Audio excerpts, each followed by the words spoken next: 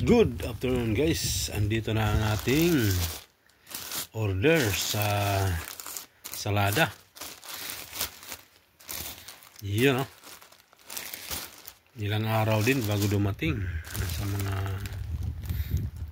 4 na araw. 31 4 na araw. Yun, Uy. Yun. Bubuksan na natin guys. Sisirain natin yung kanyang lagayan. Dito na sa likod. Yun, sirain natin to.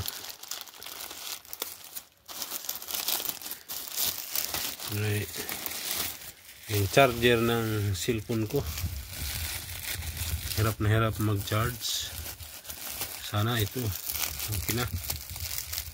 Dahil ano to, yung 3-in-1. 3-in-1.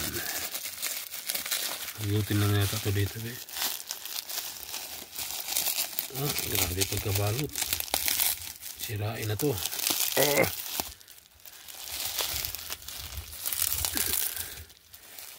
Hindi ko gamitan ng gunting, baka masali ko gunting. Grabe pagkabalot guys.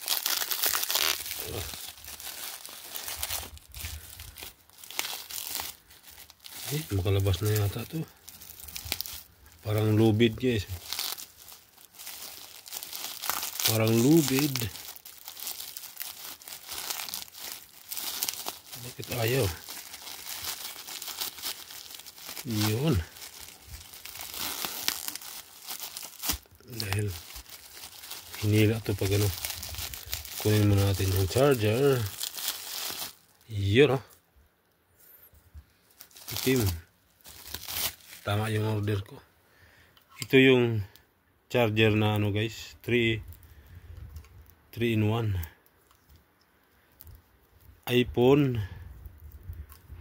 iPhone socket,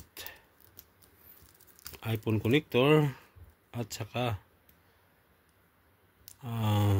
Type C, at saka micro USB. Ito yung may sariling ano siya. Yan. May sarili siyang rectifier. Yan. Yan pasok sa kanya yung ano, yung 5 volt. Tapos i-ano niya dito. Yan. Isa yung papasok, 3 yung lalabas. Yan. Yan, kitang-kita. Tama yung order ko. Salamat sana. Dahil wala naman tayong iPhone, ang magagamit lang natin ay itong dalawa, Type C at saka si micro USB. Yan. Tibay siguro nito. Sana tumagal. For the first time meron akong ganito. Yung charger niya ay 20 watts. Quick charger, 20 watts. Ang kanyang sa 5 volt is 3 amperes max.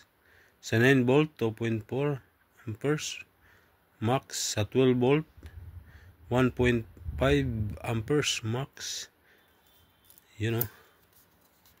Pwede ko na tanggalin yung plastic. Sana yung ano niya. Yan, tanggalin ko na yung plastic. Yan, para makita yung ano niya.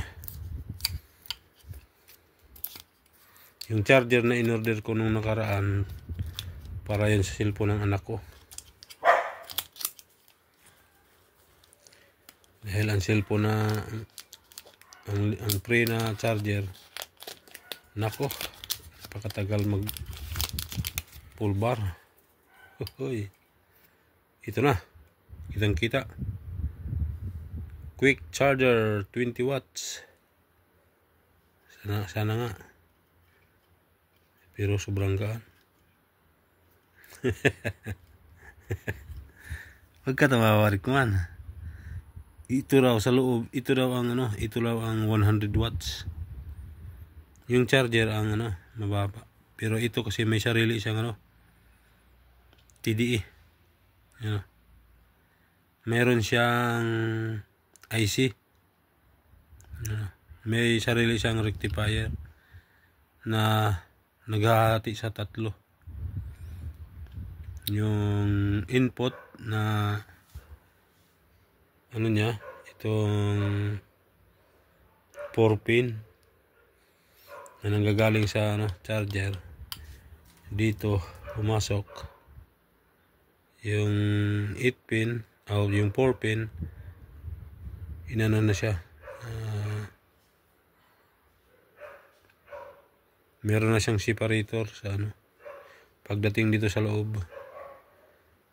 Iyan ginawan talaga ng paraan. Ito ang iPhone, di naman tayo magagamit ng iPhone. Wala tayong iPhone, wala tayong pang iPhone. Sobrang mahal kahit sikanahan. Wag lang yung mga imitation, di man tayo mahilig sa imitation. Yung mga akala mo tingnan mo iPhone na yun pala hindi legit. Hanggang dito na lang guys, pasilip sa aking pinakaunang charger na may sariling controller sa pagcha-charge. Yung niya, kaya itong dito, ang supply nito, kahit mababa siya, dito pinapalaki. Dito siya yung kino-convert sa may sarili na siyang step up na wattage. Kung halimbawa ito lang yung gagamitin mo, tapos iba yung wire, mababa yung niya sa pagcha-charge. Ito lang 20 watts. Yan. Meron din siyang guys, meron siyang type C input. Yan output. Yan USB and type C. Yun. Pwede ka mag-charge dito, pwede ka rin mag-charge dito sa USB. Ito naman yung para sa USB.